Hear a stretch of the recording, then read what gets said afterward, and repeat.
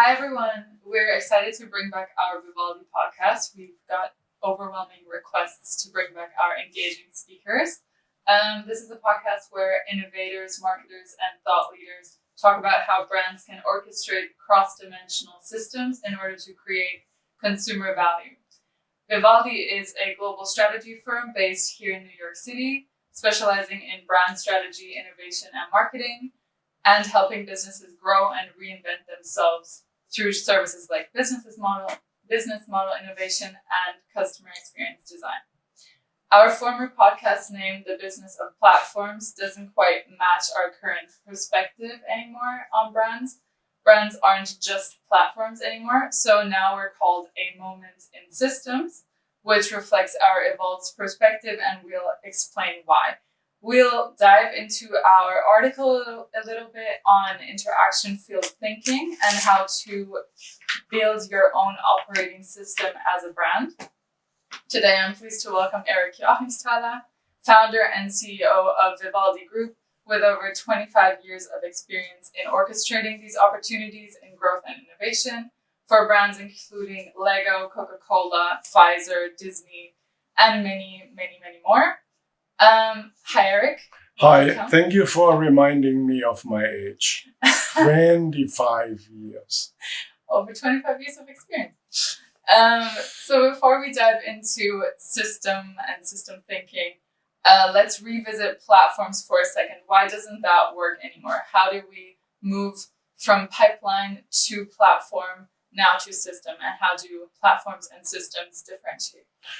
Well, platforms emerged in the late 90s with Google. That became one of the platforms. Then Apple with App Store, which is a platform between developers on one side and users like you and me that use an iPhone on the other side. Over the years, platforms developed as an alternative business model to what we call pipelines.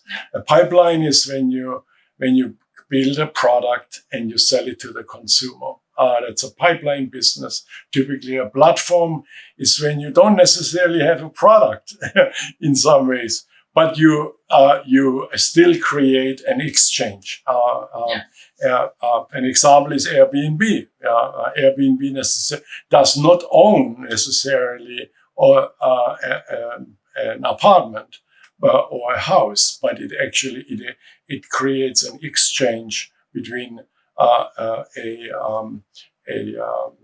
consumer or a traveler on one side, and on the other side, an owner of a spare flat here in New York City, for example. And that exchange becomes a platform. And then over time, that evolved into what's called an ecosystem, which is another form of a platform where multiple partners and participants and actors come together in one system, so to speak. Okay, so it sounds like we moved from one-sided platforms to double-sided platforms to now multifaceted. That's right. Systems. Yeah. Then I call this the interaction field. Exactly. The ecosystem really is a term where a set of collaborators collaborate in solving a problem for a customer, let's say. Siemens, as one example, has an ecosystem in healthcare. They collaborate with Google. They collaborate with other members of the healthcare community in order to deliver technology to, let's say, hospitals. That's what's called an ecosystem. And in the action field is something where that I determined in my book in 2020 is where you solving for challenges, needs, jobs to be done, sometimes called, of consumers or society that cannot be as easily solved with other models. And an example would be, I used in my book at that time, is John Deere. If you want to solve the problems of farmers, which means making farms profitable, if you want to solve that, and if you want to solve also healthy food delivery, the food system for Americans, for people around the world. If you want to solve for that, you need to increase the productivity per hectare of the agricultural field. If you want to increase the productivity per hectare, you can't just lumber with a John Deere down that field and maybe cut or cut the field in a more precise way. You need a lot more. You need a set of collaborators that share the interactions, the data, the analytics of that field. The John Deere needs to sense the field maybe with the tractors or with drones, but the data that come from that need to be shared with crop manufacturers, need to be shared with the pesticides providers, and needs to be shared with agricultural universities who do research on the field. And if you can orchestrate an interaction field where there is a shared exchange of the value, namely the data and analytics, then you actually increase the productivity of the field by significant amounts. That's an interaction field. Okay. It's interesting to know where the interaction field name comes from actual agricultural fields. Yeah.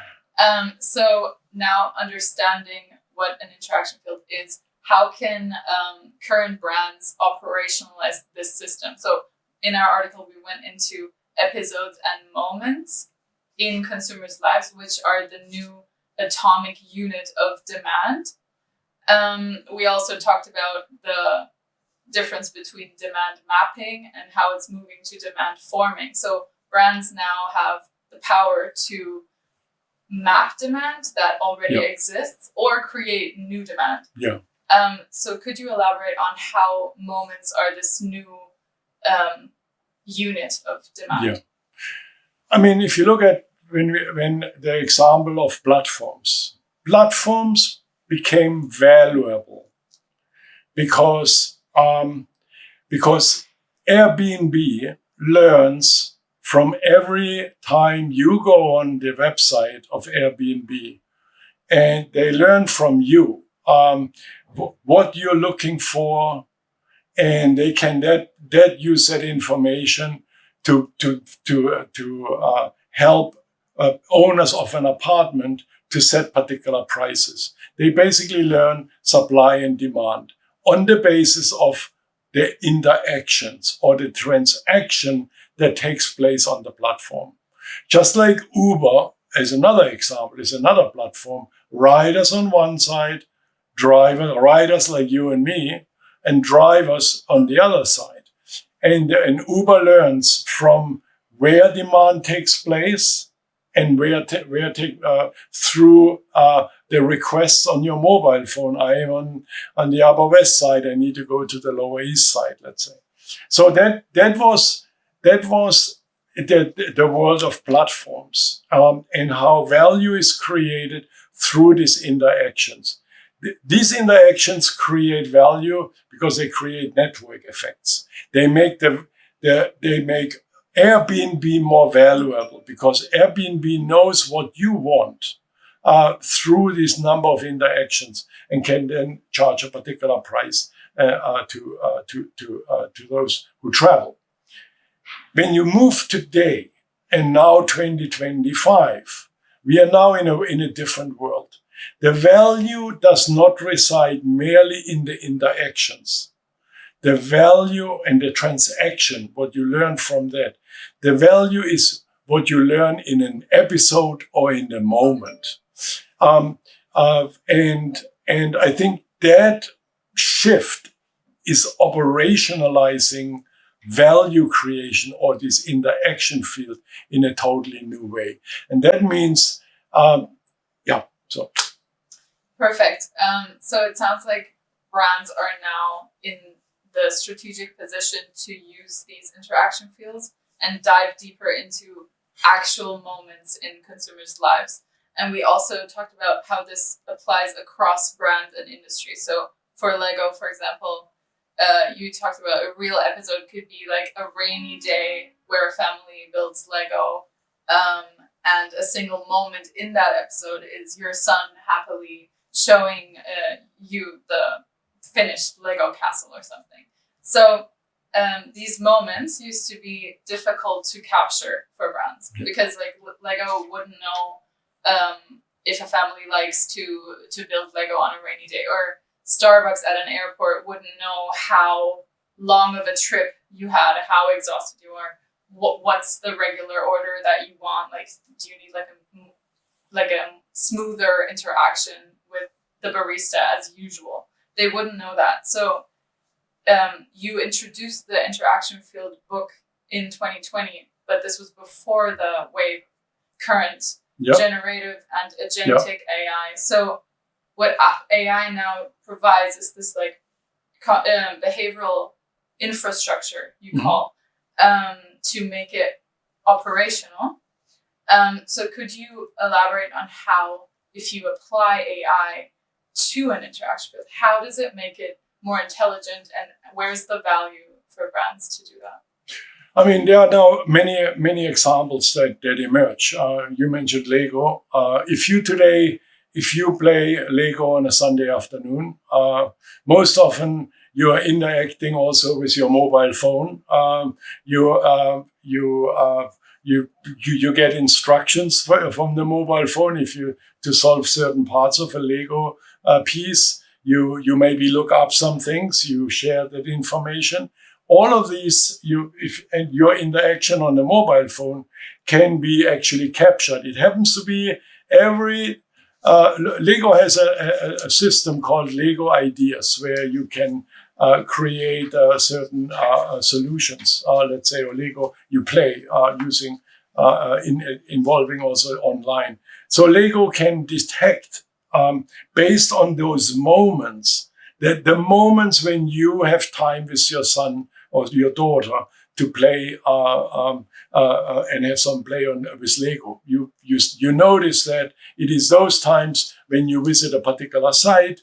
It's those times when you post on Lego Ideas your creation of your son. You get all this information centered around a particular time, oftentimes you can detect locations. In the case of Uber, you can actually use that in order to engage in a much more meaningful way with consumers, sense where demand is.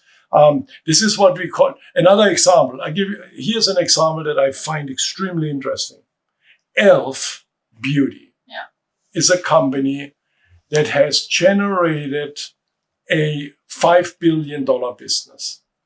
1 billion of those 5 billion, they generated in the most interesting way. And that is, the typical approach would be find consumers that need Elf Beauty products, segment those consumers, those who are more likely to buy, and then target them with an Instagram ad or a Facebook ad or otherwise an email campaign, because those have the highest likelihood of purchase.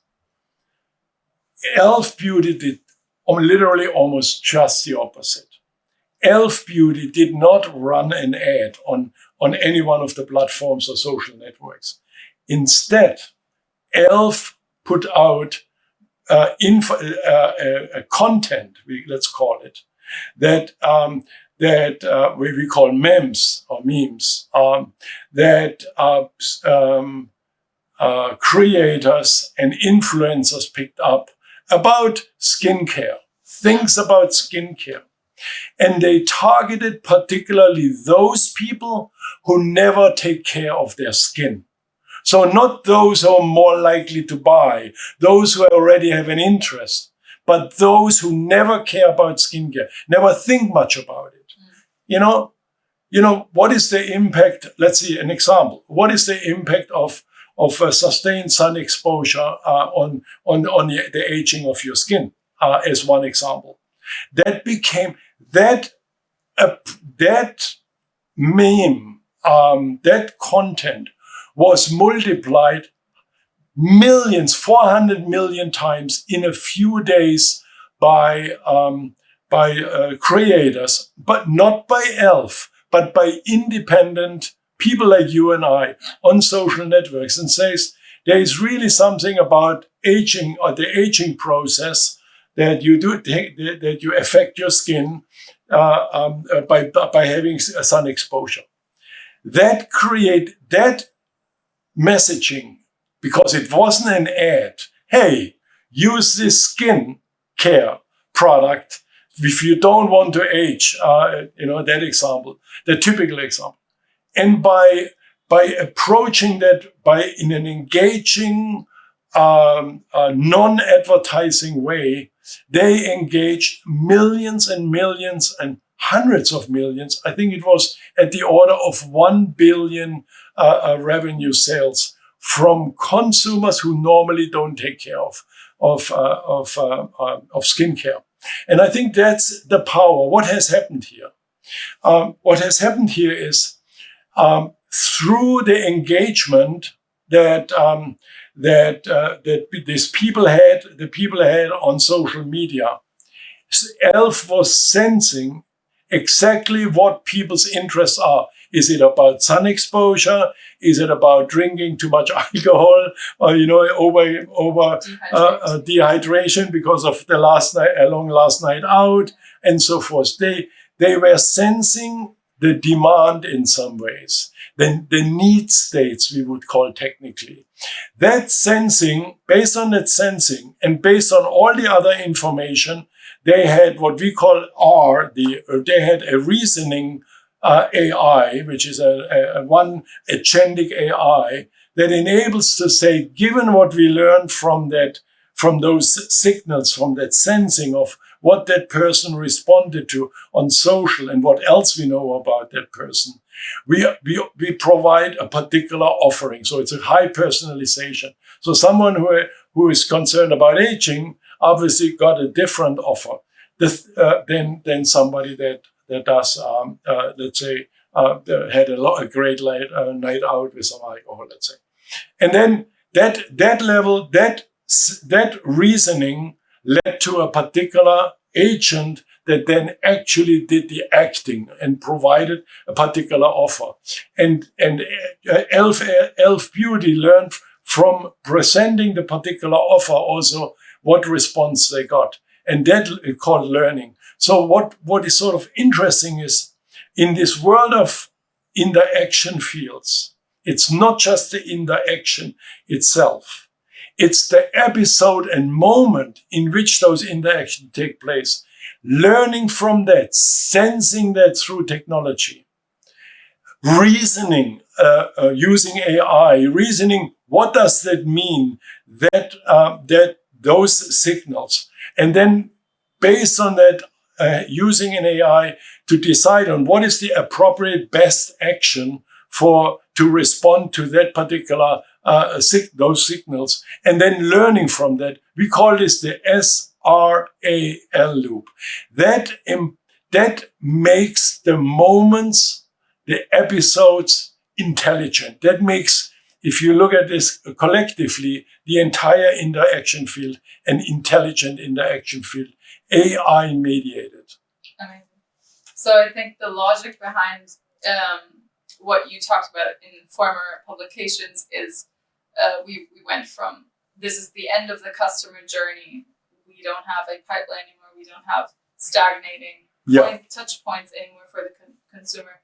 We have activities, and these activities are behavioral moments and episodes that feed into a higher need state because they want a desired outcome. So in your ELF Beauty example, which is really interesting because those are the first, if this is their first touch point with beauty, ELF has a first mover advantage almost. Yeah. So this really proves that brands can not only map demand that's existing, but form it to and create it for people who see the content. Yeah, I mean, in a very simple way is The normal approach would be, I need customers. How do I need customers? I need to make customers aware of the product. I need to make customers consider my product, and I need to get as quickly to a purchase. In a simplified way, that would be the normal linear journey. The more customers you make aware, the more we'll consider if your offer is a good one. If you get the right offer in front of them, consideration leads to purchase. That's the traditional approach. And you would say, what I need to do now is buy brand advertising that gets people to become aware of my product as widely as possible. Instagram, Facebook, wherever you meet your customers. And then you pray that consumers will also consider and then purchase ultimately. We call that in the old days, spray and pray. You spray all over, and hopefully they find you to the store or they find you online. Yeah. What's sort of unique about here is, and you just said that, Gina, there is no customer journey here. The consumer in this case, that the people that the 1 billion sales that Elf Beauty made is actually people who never considered in the first place. They never said they wanted this in the first place. They were targeting those people who never apply skincare products in the first place. And so, but they were able to sense the demand through the signal. They were able to serve the demand through this SRAL AI loop. And I think that's where the future lies, where we are no longer expressing what we want, and then all that the consumer needs to do, the marketer needs to do is identify our needs that we express. Instead, it's the opposite, is that AI enables, in this case, senses that reasons, acts, and learns. And through that AI loop, focusing on moments and episodes of people's lives, they actually understand what you want before you know that you want it. Which is exactly what brands should be doing. Exactly. So if a brand understands now, or a C-suite understands the system, understands AI as connective tissue, understands, okay, I need to design signals and loops that learn from each other and make my brand more powerful in the next week. How do they actually, what are the core engines they need to design to orchestrate such a system and build it in real time? How does that work? Yeah, there is a next step, and that's a very critical one. And this is really a major change. Until today, what we said is, in order to meet consumers, we need to create a brand with a particular visual identity, with a particular messaging to consumers. And the more we consistently tell people about the product in a consistent way, they will recognize us, they will consider us, and ultimately purchase us when they need it. What is now the case is it now works very differently. We call it the 3-engine system. And what that means is that you need to build let's call it a living operating system that is a technology infrastructure, AI powered, that basically does 3 things. Number one, it senses the demand. We call this the customer system. It is where demand takes place and when demand takes place. That's the first part, and then decides this through the SRAL rhythm how that demand can be addressed by you. So that is a technology, just like in the example of Elf as one example. Another example would be Uber. In Uber Uber, through your interaction with the app and where you're driving, what time of day you're driving, how often you drive in one direction versus another direction, Uber can actually sense whether the demand that you are that you have, the needs you have, is either an on-time arrival at the airport or just arriving to a meeting in the office, as one example. An ordinary driver in the old days, a taxi driver, would not know that. So technology allows you to capture this, what we call demand, or the customer system, the value where demand takes place. The second part that you need is what we call a brand system. The brand is no longer like, the brand helps you now to remember, oh, this is, the brand is now no longer, oh, you should buy Adidas over Nike because Adidas is more about technology than a Nike, than a Nike or Adidas, or vice versa. Nike is more a running shoe than Adidas, and therefore your choice should be this. That was the old days.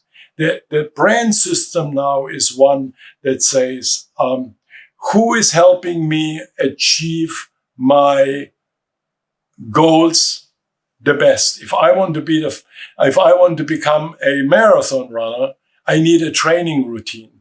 I need maybe a training coach to encourage me to keep running and training in time. At my age, I probably need some other assistance, maybe some high octane energy bars and things like that.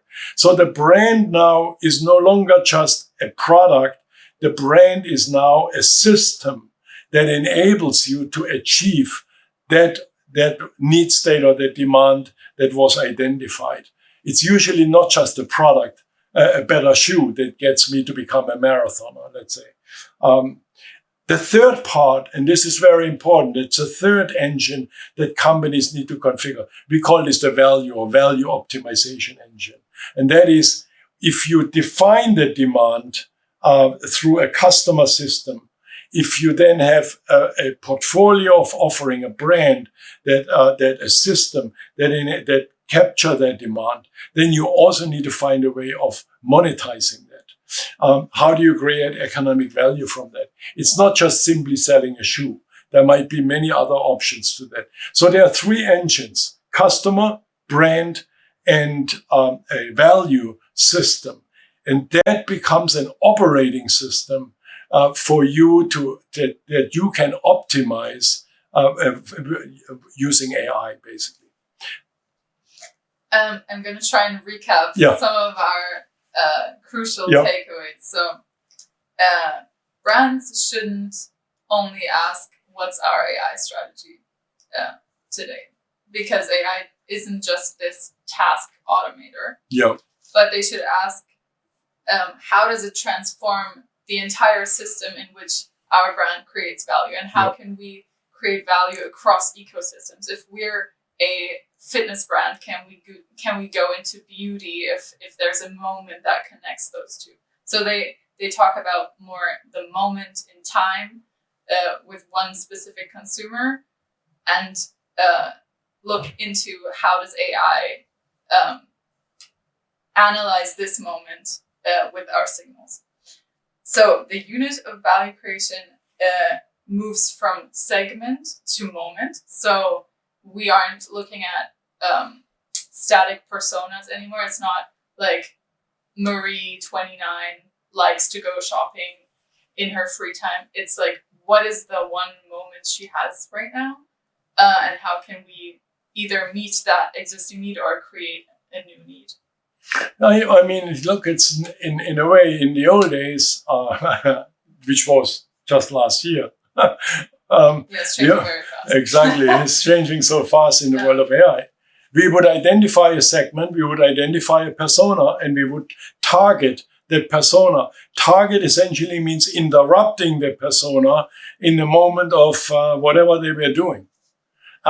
Today, as we know, attention spans of all of us go up. You target me on TV, I'm on my mobile phone. You target me on in my car with a radio ad, I'm not paying attention to the radio ad. I'm paying attention to a conversation I have with the passenger, let's say, while I was driving. So the traditional approach simply no works. Now you're not what we are saying is we are not targeting personas or segments or people. We are targeting the situation, the moment, the episode when something takes place. Because the demand, the needs take place are not connected to a person. They are connected to that moment. I like to drink alcohol. I like to drink tequila. When I drink in the afternoon at 4 or 5 o'clock, or at work actually, we have here a tequila bar, or in around the corner with my colleagues here from the office. I don't like to drink the very high end. I like to drink just a margarita, and I like to have it mixed because I have dinner afterwards, and I don't want to be too much. I don't want to be drunk at dinner. So I have something very light that is something refreshing. When I'm late in the evening for a nightcap, let's say, being around the house, I have some very expensive tequila. I sip it. I like a little a touch of that by myself or with friends, and I think that's also it means you're not targeting the person, you're targeting that moment, the moment 5 o'clock after work. That is where my needs, that is where demand takes place. Now you understand what kind of tequila drink I want. You cannot tell me that I am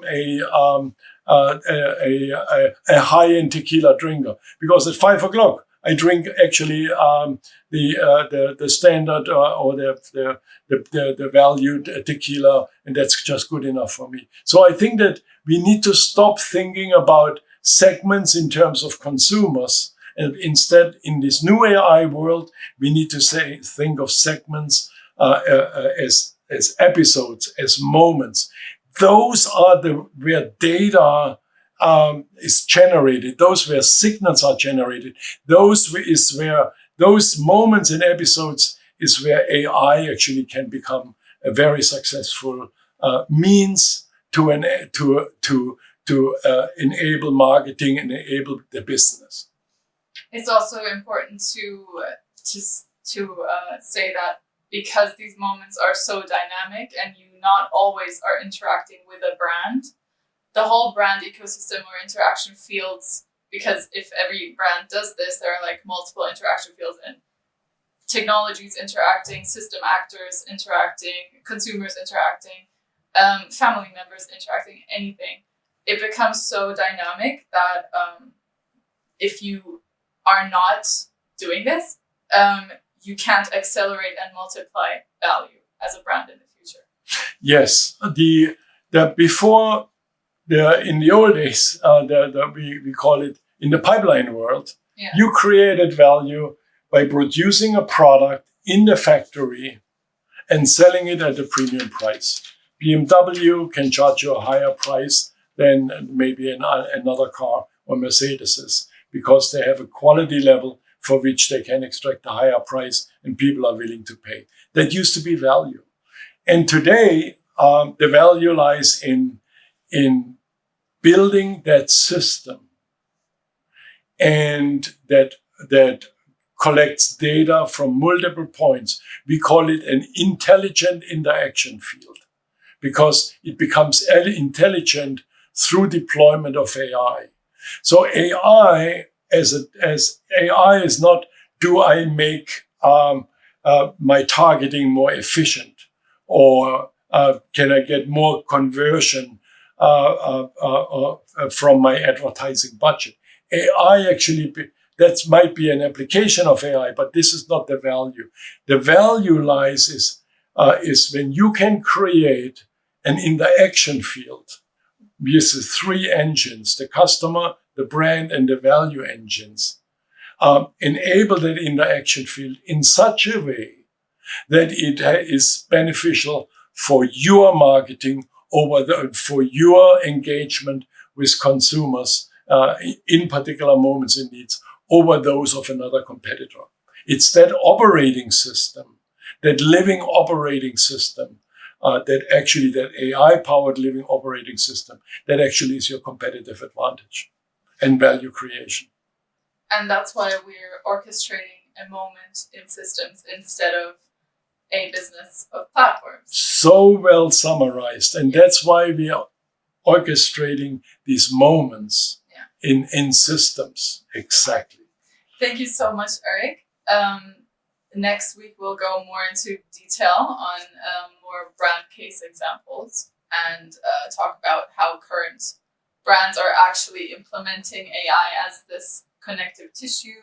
How are they designing the signals for AI to analyze, and how are they building and orchestrating their own interaction fields? How is this working, and how is that going to go into the future? Thank you so much. Thank you.